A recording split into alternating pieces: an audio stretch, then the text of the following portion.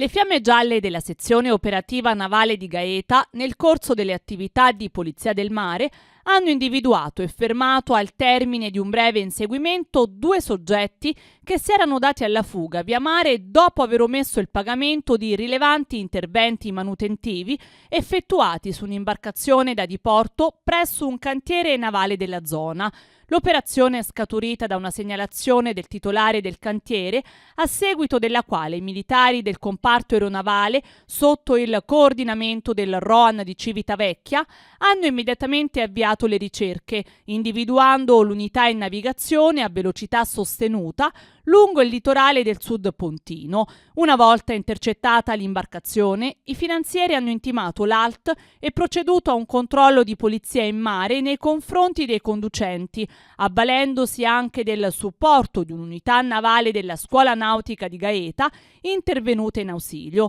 Dai successivi accertamenti di polizia giudiziaria, svolti sotto il coordinamento della Procura della Repubblica di Cassino, è emerso che i due occupanti si erano volontariamente allontanati dal cantiere subito dopo l'esecuzione di lavori di manutenzione ordinaria e straordinaria, senza corrispondere quanto dovuto per le prestazioni ricevute. Il proprietario dell'imbarcazione è stato pertanto deferito all'autorità giudiziaria in stato di libertà per le ipotesi di reato contestate.